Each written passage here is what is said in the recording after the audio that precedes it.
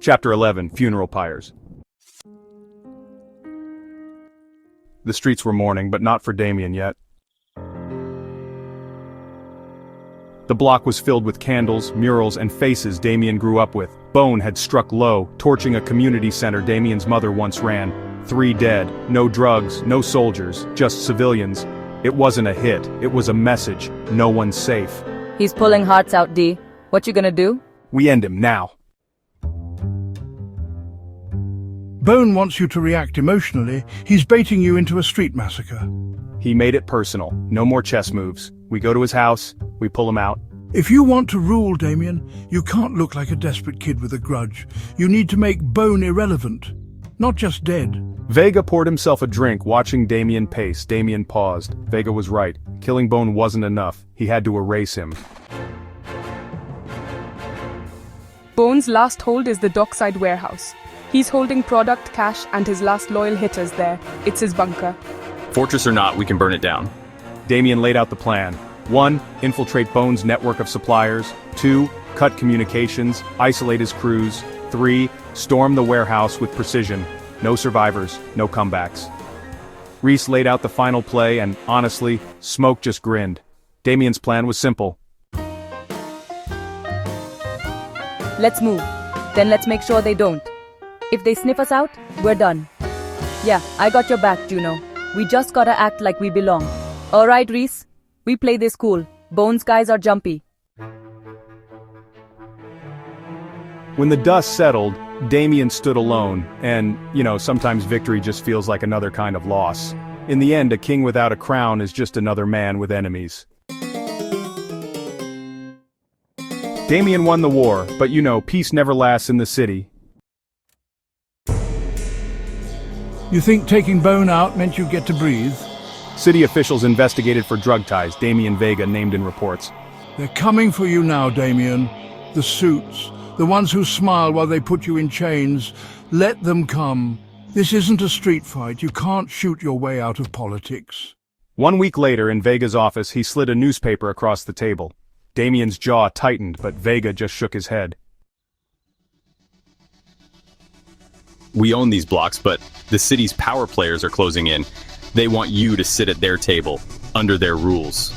Or they'll bury you, with paperwork, not bullets. You've got 3 options. D1, play their game. 2, burn it all and rule the ashes. 3, walk away and hope they forget you. There's a 4th. We build our own table. They waited, the city stretching out before them. Damien began forging alliances beyond the streets. Community leaders, small business owners, even dirty cops tired of being underpaid pawns. He offered them what no politician could: protection and profit. Reese crafted shell companies to launder money cleanly. Juno worked the underground networks. Smoke enforced loyalty. Slowly, Damien wasn't just a kingpin. He was becoming a shadow mayor. You built an empire, Damien, but you're still carrying the weight alone. It's not about the weight anymore. It's about who controls where it lands. Maya returned, older, wearier. Damien looked at her, the only person who ever saw the kid behind the king. Maya stayed silent, but her eyes said it all. She feared what Damien was turning into. He's building something dangerous. Time to remind Damien Vega that kings without crowns are easier to behead. In a high-rise across town, a new player watched Damien's rise through a wall of monitors, the figure said, turning to a group of polished men in suits. The weight of the crown, yeah, it casts a long shadow. Every move Damien made now echoed far beyond the streets he once ruled. Victory made Damien a target, but this time the knives came with handshakes. Names of city officials in bed with Vega's enemies, judges, councilmen, even a deputy mayor. They're forming a silent coalition, political, corporate, even old cartel money, all to erase your name. Damien's response was calm, cold. We hit them where they think they're untouchable. Smoke entered, dropping a dossier on the desk. Damien flipped through, seeing just how deep the rot went. Juno chimed in, and Damien nodded, knowing the fight was far from over. Reese orchestrated digital leaks exposing corruption networks. Juno blackmailed a councilman into flipping sides. Smoke applied pressure in ways that left bruises and broken ribs.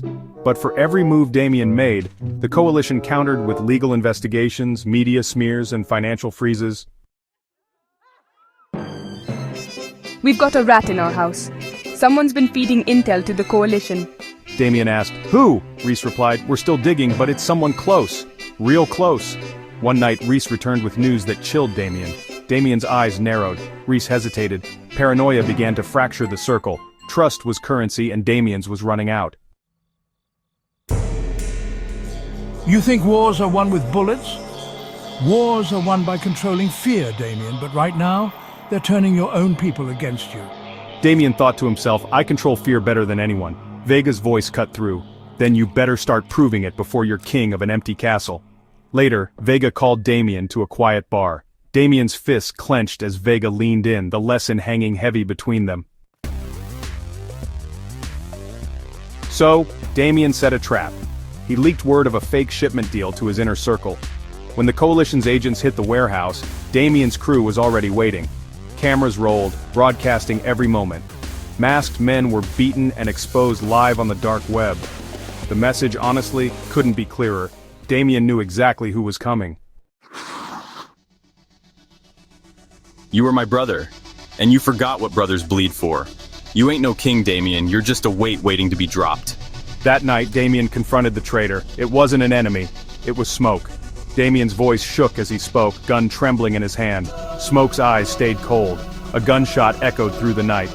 But whether Damien pulled the trigger or spared his old friend, well, only silence knew.